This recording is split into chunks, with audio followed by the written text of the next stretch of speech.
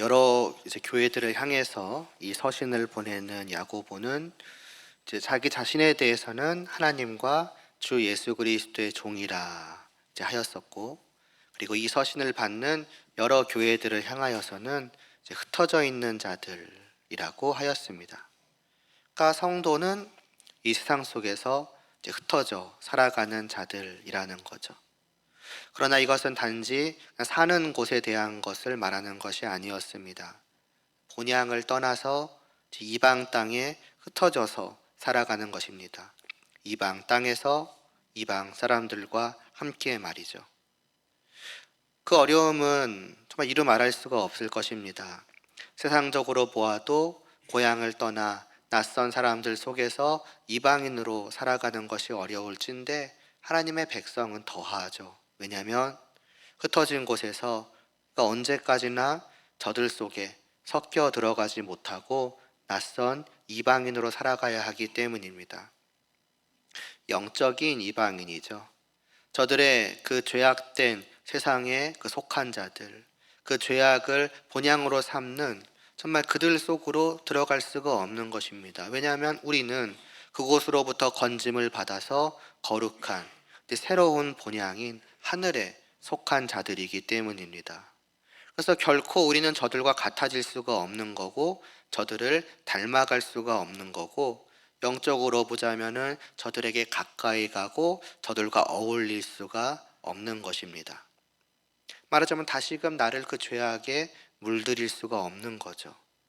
하나님의 나라를 본향으로 둔 그 사람들로서 계속해서 이 죄악된 세상 속에서 저들과 정반대인 거룩한 백성으로서 거룩하게 하나님의 말씀에 순종하여 저들은 결코 알지 못하고 믿지 않으며 섬기지 않는 그 하나님을, 심지어는 눈에 보이지 않으시는 그 하나님을 섬기며 살아가야 합니다. 그런 우리를 저들이 그냥 두고 보겠습니까? 또 친근하게 대하겠습니까? 우리가 이방인으로 살아가니 당연히 저들도 우리를 이방인으로 여깁니다. 더 나아가서 적대시하기까지도 할 것이고, 핀잔을 주기도 할 것이고, 핍박을 하기도 할 것입니다. 그들의 어떤 그런 것이 없더라도 또 때로는 그냥 내 스스로가 이방인으로 저들과 어울리지 못하고 홀로 쓸쓸히 살아가는 것에 힘들어하기도 할 것입니다. 또 저들이 웃고 떠들고 즐기는 그러한 세상의 것들을 온전히 누리지 못함에, 사실 온전히 누리지 못하는 말도 굉장히 좋게 표현을 한 거죠. 아예 누리지 못하는 것에 부러워하기도 할 것이고 갈망하기도 하겠죠. 근데 그것을 다 견뎌내는 것이고 이겨내는 것입니다. 마지막 날 다시 본향으로 돌아가는 그 날까지 말입니다. 그러니까 이 땅에서 살아가는 동안에는 언제까지나 그렇게 살아갈 수밖에 없는 것이죠. 그것이 이 땅에서의 성도의 모습입니다. 그것을 흩어진 자들이라 말씀하는 것이고, 베드로 사도는 이런 성도들을 흩어진 나그네라 하였죠. 이게 바로 우리이고 우리의 일생입니다. 그러나 이런 삶을 살아야 하겠습니까? 이렇게까지 해야 할 이유가 있겠습니까? 조금만 양보하고 조금만 타협하면 외롭지 않고 쓸쓸하지 않고 저들과 함께 어울리고 편안하고 저들의 그 기쁨을 누리는 즐거운 삶이 기다리고 있을 텐데 말입니다. 그러나 우리는 이러해야 합니다. 앞에서 말씀드린 것처럼 우리의 새로운 본향이 얼마나 복된지를 알기 때문입니다. 반대로 말하면 우리의 옛 본향이, 옛 본향의 죄악됨이 얼마나 비참한 것인지를 알기 때문입니다. 더 나은 곳에 속한 자로서 더 나은 곳에 복된 삶을 포기하고서 버리고서 다시 예전의 그 비참한 삶으로 돌아갈 수가 없는 것입니다.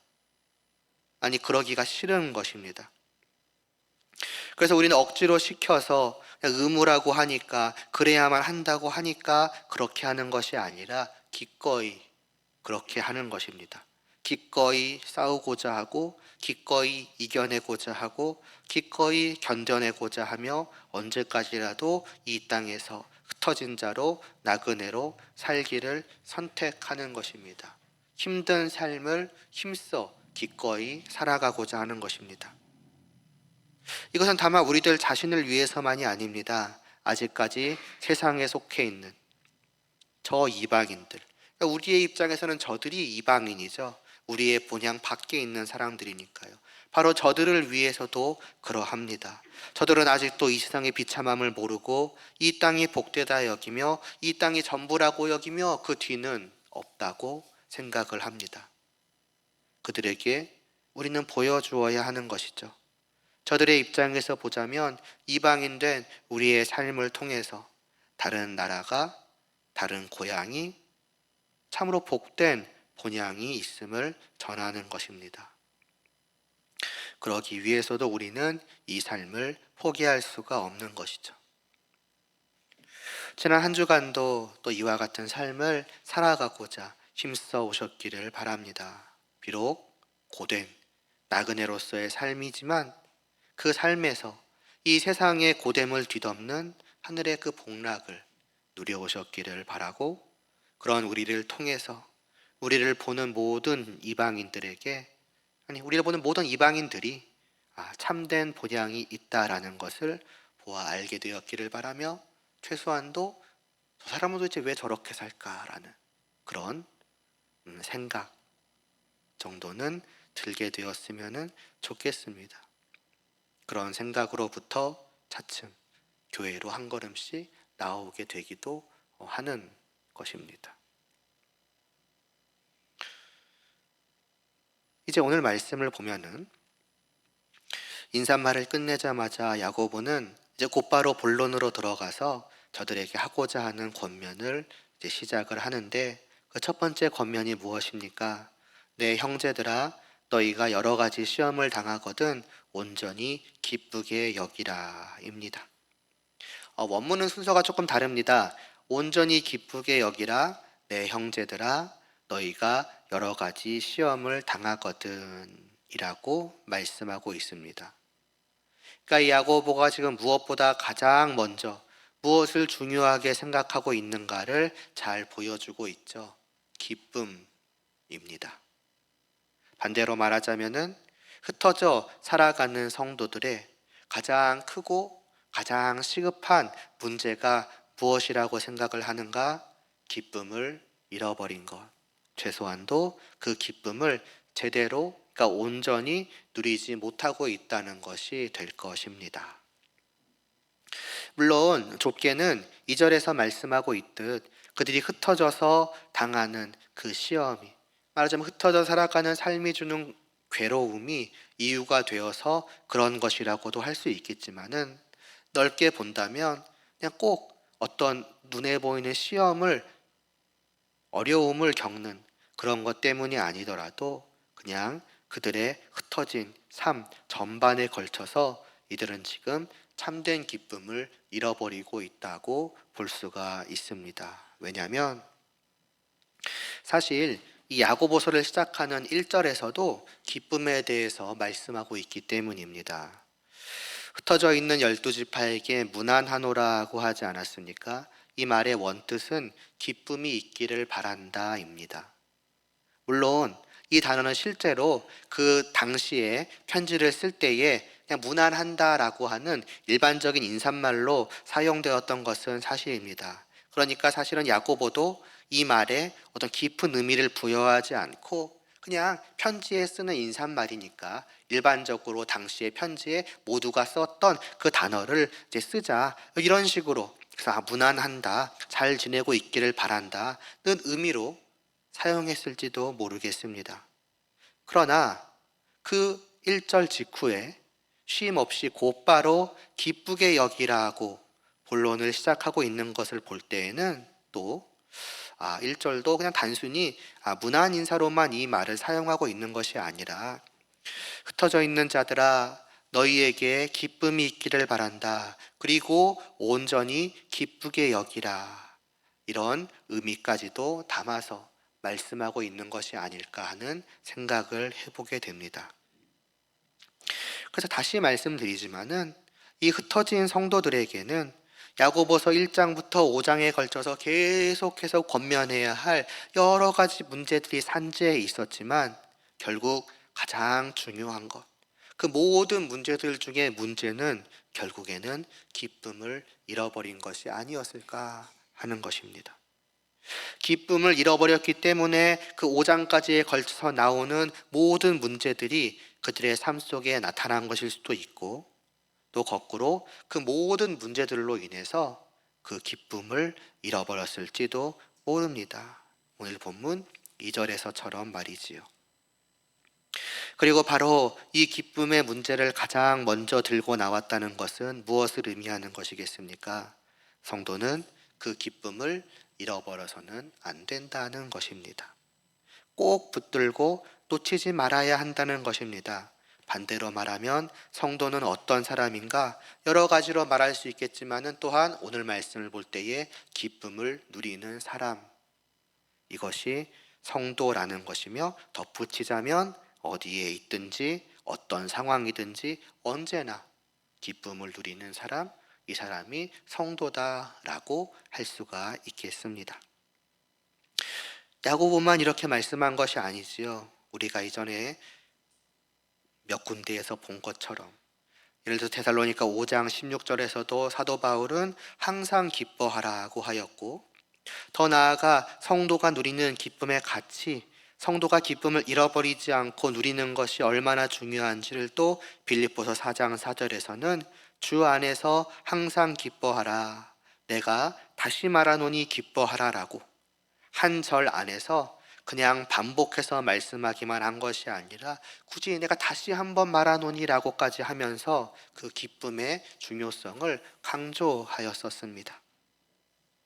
단지 한 사람, 하나님께서 우리를 위해 세우신 한 사람이 이렇게 권면을 하였고, 그 권면이 성경으로 기록되어 하나님의 말씀으로 선포되었다고만 하여도 그 말은 진실되고 무게가 있을진데, 이것이 한 사람만의 말씀이 아니며 심지어는 여러 교회들마다 이러한 말씀이 전해진 것이라면 이 말씀의 진실됨과 무게감, 그 중요성은 더할 것입니다.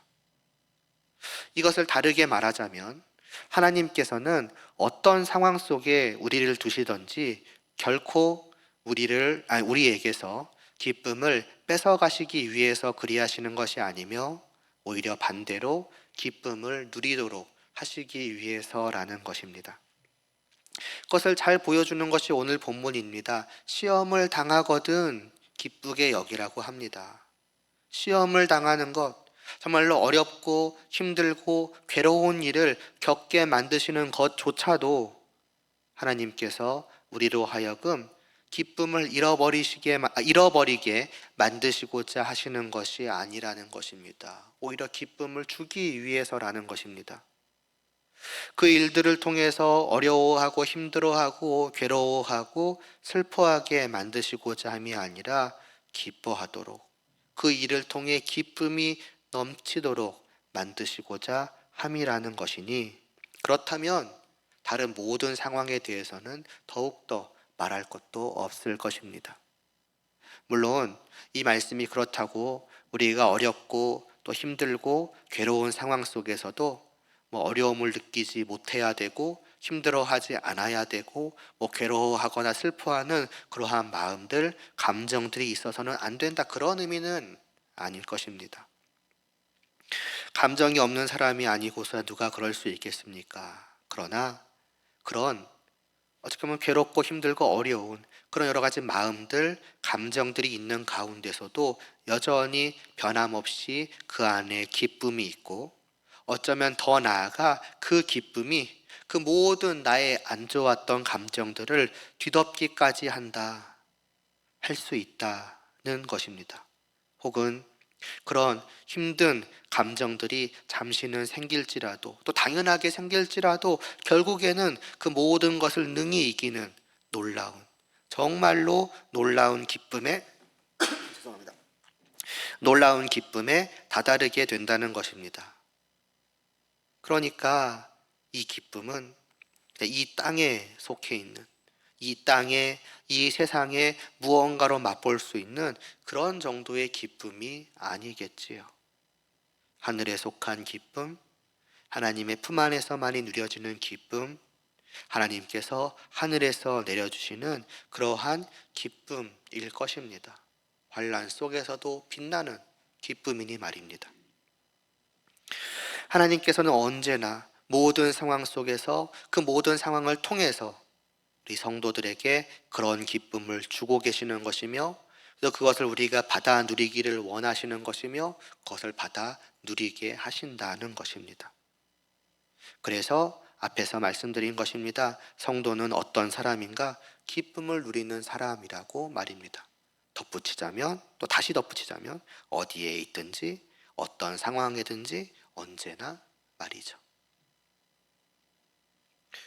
반대로 말하자면, 내가 지금 기쁨을 잃어버렸다고 한다면 그건 지금 나에게 문제가 있다는 것을 의미하는 것입니다.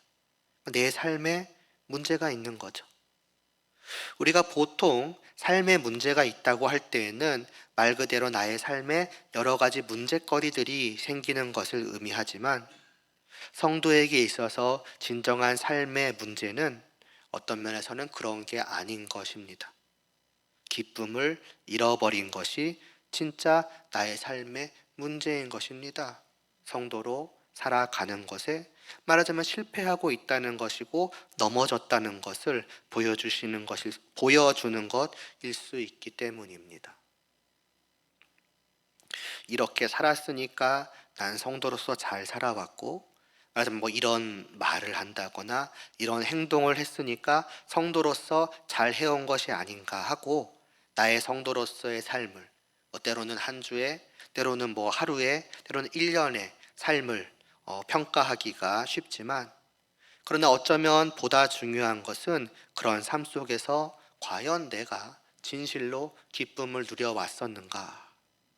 정작 그 모든 것들을 하면서 기쁨은 놓쳐버리고 있던 것이 아닌가 하는 것을 돌아보는 것일 수 있음을 생각해야 하겠습니다. 물론 그 기쁨이라는 것이 성도가 하나님으로 말미암아 누리는 것이니, 하나님 밖에서 하나님이 주시는 것이 아닌 세상이 주는 기쁨을 누리고 그 기쁨으로 내 성도로서의 삶을 돌아보는 것은 경계해야겠지만, 그러나 과연 내 삶에 진실로 기쁨이 있었는가? 나는 무언가를 하기에 급급한 나머지 정작 그 모든 삶 속에 하나님이 주시는 기쁨을 누리는 것을 놓쳐버리고 있지는 않았는가 하는 것을 우리는 생각해 볼 필요가 있습니다. 과연 그래서 처음 말씀드렸던 것처럼 지난 한 주간 매일의 삶에 흩어진 나그네로서 살아가고자, 다시 말하면 성도로서 정말 살고자 애써오셨던 그 한 주간이셨을 텐데, 과연 그 삶 속에서 이 하늘의 기쁨을 누려 오셨는지요? 그런데 여기서 더해서 생각할 것이 하나 있습니다. 이 기쁨은 결코 자동적으로 누려지는 것은 아니라는 점입니다. 그러니까 성도는 이러한 기쁨을 누리는 사람이라고 했는데 한 주간의 삶을 돌아봤더니 난 이걸 못 누렸네? 그렇다면 난 성도가 아닌가? 그러면 성도로서의 삶에 실패한 것인가? 무조건 그런 식으로 되는 것은 아니라는 것입니다. 기쁘게 여기라고 하였습니다. 이것은 이 기쁨이 단지 자연적으로 자동적으로 생겨나는 감정의 문제가 아님을 알려줍니다. 여기라는 것은 생각하라는 것입니다. 다시 말해서 기뻐할 일이라는 것을 생각하라는 것입니다. 달리 말하면 거기에 생각이 미쳐야 한다는 거죠. 그리고 그때에 비로소 그것을 기쁨으로 받아들일 수 있다는 것이고, 거꾸로 말하자면은 거기에 생각이 미치지 못한다면 이것이 기뻐할 일이구나라고 생각이 미치지 못하면 그 기쁨을 받아들일 수가 없다는 것입니다. 다르게 말하면 그런 것이 없을 때 그냥 자연적으로 기뻐할 수 있기는 쉽지가 않다는 뜻이겠죠. 왜 시험을 당하고 환난을 당하면 기뻐할 수가 없습니까?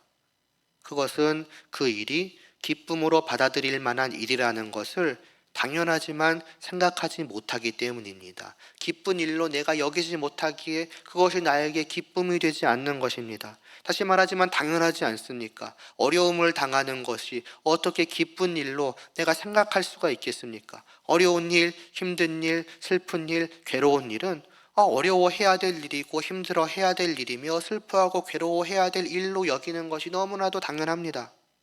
그리고 그렇게 여기기 때문에, 그렇게 여길 수밖에 없기 때문에 나의 마음과 나의 감정이 그렇게 반응을 하는 것이죠. 그런데 성도는 다르다는 것입니다. 성도에게 있어서는 오히려 반대라는 것입니다. 모든 상황도 그러하지만 특별히 시험을 당하는 것, 그것은 성도에게 있어서는 기뻐해야만 하는 일이라는 것을 우리는 분명하게 알아야 합니다. 그냥 억지로 그렇게 생각하라는 것이 아닙니다.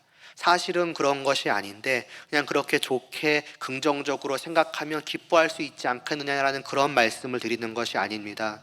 사실이 그렇다는 것입니다. 사실이 실제가 기뻐할 일이라는 것입니다. 우리가 당하는 그 시험이 말입니다. 어떻게 그렇겠습니까?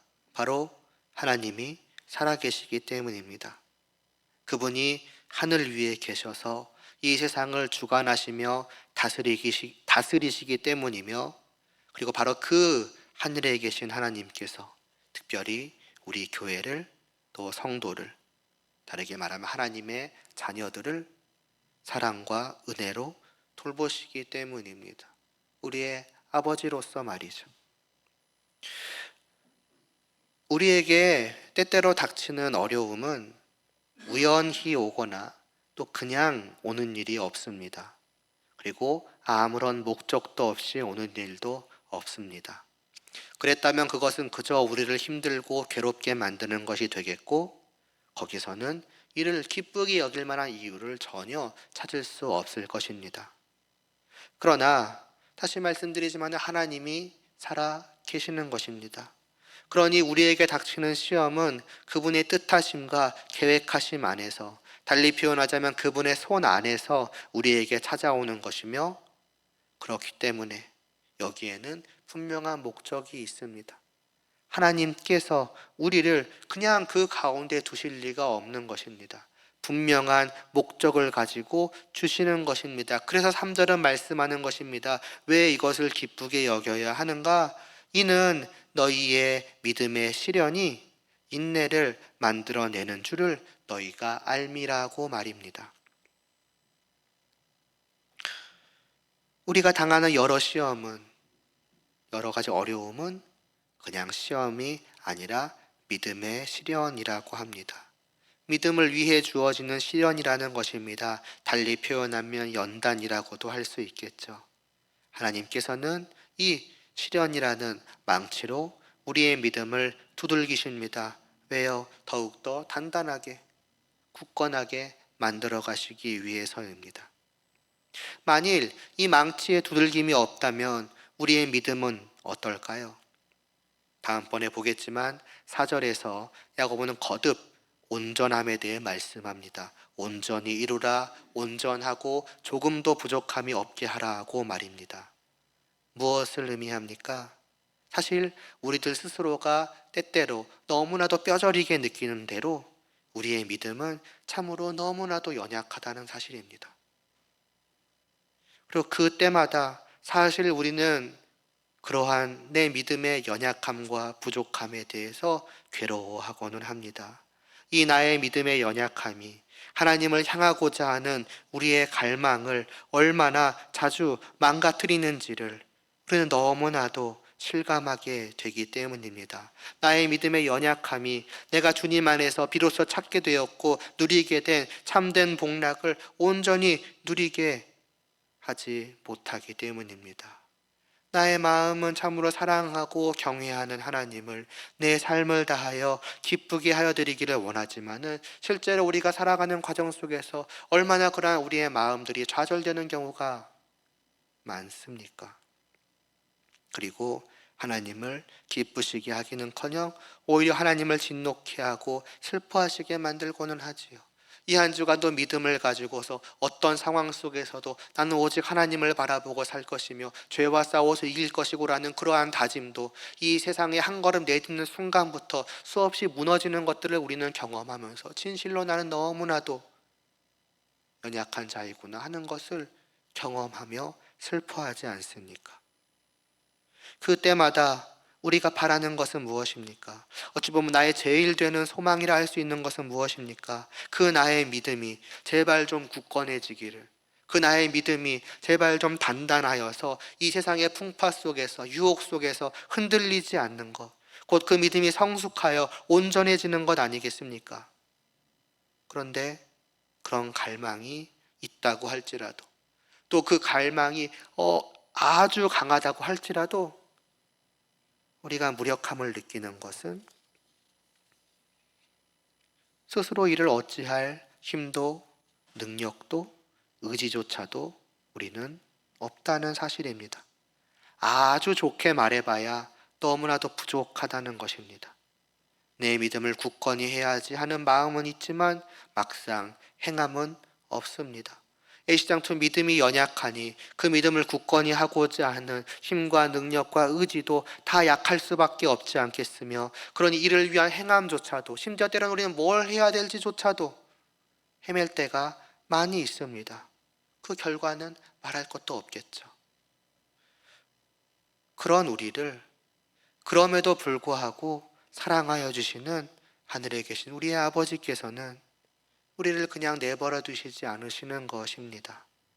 이런 우리를 위해서 하나님께서 친히 망치를 들어주시는 것입니다. 우리가 우리를 두들기지 못하니 하나님께서 정말 그 강하고 능하신 팔로 힘있게 내리치셔서 우리의 믿음을 두들겨 주시는 것입니다. 그것이 때때로 우리의 인생에 찾아오는 여러 가지 시험들, 곧 믿음의 시련이라는 것이지요. 그러니 이는 당연하게도 아파하고 힘들어하고 괴로워할 일이지만, 그러나 기뻐할 일이라는 것입니다. 강한 손이 강하게 망치로 나를 두들기니 당연히 아파하면서 힘들어하면서 괴로워하지만, 그러나 그 목적을 알기 때문에 그 두들김 후에 일어나는 결과를 내다볼 수 있기 때문에, 그리고 그 두들김 후에 놀랍게 변해 있을 그 날을 믿음으로 내다볼 수 있기 때문에 기쁘게 여길 수가 있다는 것입니다. 다르게 말하자면은 믿음의 눈을 들어서 그 환난 너머에 있는, 그 환난을 망치로 사용하시는 그 하나님의 손길을 보게 되는 것이고, 그 손길로 우리를 내리치시는 나의 하나님 아버지를 우리가 믿음으로 바라보는 것입니다. 그때에는 더 이상 환난이 나에게 중심이 되는 것이 아니라 그 환난을 들고 치시는, 나를 바라보시는 그 하나님이 나의 중심이 되는 것이죠. 그때에 이거는 진실로 기쁜 일이구나라고 우리가 여길 수 있게 되는 것입니다. 재밌는 것은 3절 마지막에서 야고보는 너희가 알미라고 합니다. 우리가 알고 있다는 것입니다. 앞에서 말씀드린 그 내용, 사실 우리는 이미 이것을 아는 자들이라는 것입니다. 그리고 이 말씀을 듣는 우리는 대부분 이에 동의하실 것입니다. 아마도 여러 번 이와 같은 말씀들을 우리는 충분히 들어왔을 것이며 알고 있을 것입니다.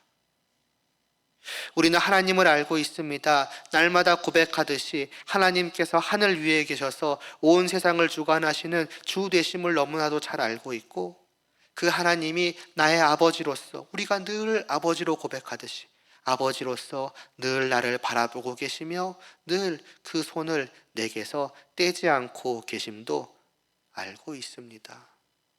앞에든 뒤에든 좌든 우든 어디에든 하나님은 계시는 법이죠. 다르게 말하자면 우리는 늘 하나님의 품 안에 있다는 사실을 잘 알고 있습니다. 근데 그리고 또 알고 있는 것도 있습니다. 사실 내게 닥쳐오는 시험들이 결코 우연히 오거나 그냥 오는 것도 아니라는 것. 앞에 말씀드린 그 내용도 우리가 익히 아는 바일 것입니다. 결코 하나님의 뜻과 계획을, 그리고 나를 두 팔로 안으시는 그분의 손을 벗어나서 내게 닥치는 그 어떤 일도 없음도 알고 있습니다. 더 나아가 그 시험의 목적이 우리를 연단한다는 것까지도 사실은 크게 새로운 말씀은 아닐 것입니다. 그러니까 사실 잘 생각해 보면 우리는 늘 기뻐할 수 있습니다. 그리고 사실은 기뻐하고 있어야 합니다. 그런데 왜 그러지 못할까요? 이 모든 사실을 알매도 불구하고 그것을 내 마음이 놓쳐버리는 것입니다. 분명히 내가 알고 있는 것에 나의 생각이 미치지 못하는 것입니다. 내게 닥치는 그 일들을 그냥 눈에 보이는 대로 밖에는 받아들이지 못하는 것입니다. 그 일들을 볼 때 눈으로만 볼 뿐, 눈으로는 볼 수 없는 그 하나님의 손길을, 앞에서 말씀드렸던 망치로 두들기시는 그 하나님의 모습을 믿음으로 못 보는 것입니다. 보는 것을 놓쳐버리는 것입니다. 그렇기 때문에 야고보는 권면하는 것입니다. 아니까 말씀하지 않는 것이 아닙니다. 알기 때문에 다시 한번 말씀하는 것입니다. 무엇을 말입니까? 이게 우리에게 닥치는 여러 가지 시험의 진실된 모습이라는 것을 말입니다. 이전에 빌립보서에서도 비슷한 말씀을 드렸었는데 다시 한번 이 말씀을 전하는 것을 통해서 말하자면 우리의 눈을 뜨게 만드는 것입니다.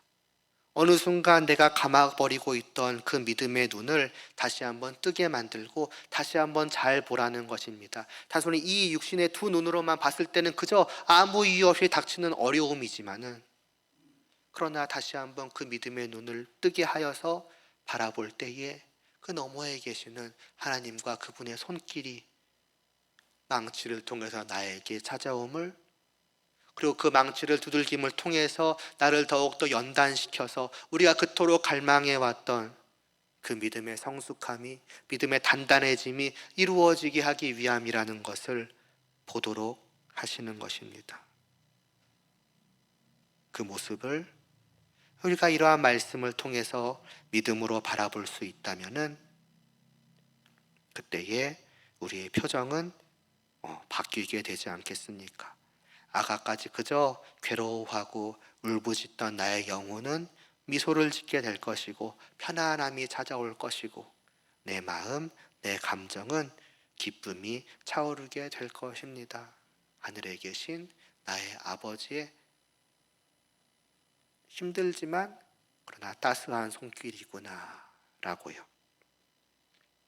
혹 그런 상황 속에서 때로 우리의 마음에는 의심이나 아니면 질문이 슬그머니 떠오를지도 모릅니다. 만일 나를 찾아온 이 환난이 하나님께로부터 온 것이 아닐 경우는 어떠할까? 이거는 하나님으로부터 온 것이 아니지 않을까? 그렇다면 나는 이것을 어떻게 기뻐할 수 있겠느냐라고 말입니다. 그러나 이미 말씀드렸던 것처럼 그런 경우는 없습니다. 왜냐하면 말씀드렸듯 우리의 하나님은 하늘 위에 계셔서 그 모든 것을 그 손 안에 두고 다스리시며 그분의 손을 벗어나는 일은 아무것도 없습니다. 우리의 하나님은 바로 그런 분이십니다. 그러므로 환난을 기쁨으로 받기를 망설이신다면은 무엇보다 먼저 나의 하나님을 묵상해 보시기를 바랍니다. 다시 한번 내 하나님이 누구신지, 내가 하늘에 계신 나의 아버지라고 고백하는 그분이 누구신지에 먼저 생각이 미치시기를 바랍니다. 다르게 말하자면 우리가 기도하는 그 기도의 고백이 어떤 의미인가? 내가 지금 어떤 의미를 담아서 나의 하나님을 부르고 있는가? 깊이 기도하며 돌아보시기 바라고 그 가운데에서 마침내 다시 한번 우리가 익히 알고 있는 그 답을 내 영혼이 확신 가운데 찾고 고개를 끄덕이시기를 바랍니다. 맞다고. 우리의 하나님이 하늘 위에 계시다는 것은 바로 그런 의미였다고. 어떻게 하나님의 손을 벗어나는 일이 있을 수 있겠느냐고. 어쩌면 우리가 어느 순간 머리로만 알고 있는 것에 그치던, 아니면 어느 순간에 머릿속으로만 그냥 치워버렸던 그것이 나의 영혼으로 다가와서 우리의 영혼이 고개를 힘차게 끄덕일 때에 우리는 그 어떤 상황 속에서 그 어떤 환난을 당한다고 할지라도 이것이 하나님의 손으로부터 나를 향해 사랑과 은혜로 주어지는 것을 확신하게 될 것이고, 이 말씀 그대로 이것은 기쁘게 여길 만한 일이구나라고 그 안에서 넘치는 하나님으로부터 오는 하나님의 사랑을 받아 누리는 기쁨을 얻게 될 것입니다. 오늘 말씀을 우리가 늘 기억하고 또 언제 어디서든 어떤 상황 속에서든 하나님으로부터 주어진다는 그 사실을 한 주간의 모든 삶 속에서도 잊지 말고, 모든 상황 속에도 항상 거기까지 우리의 생각이 미치고, 그래서 언제나 기쁨으로 가득 도배되는 우리의 한 주간의 모든 삶의 모든 순간들이 되시기를 기원하며 기도드리겠습니다.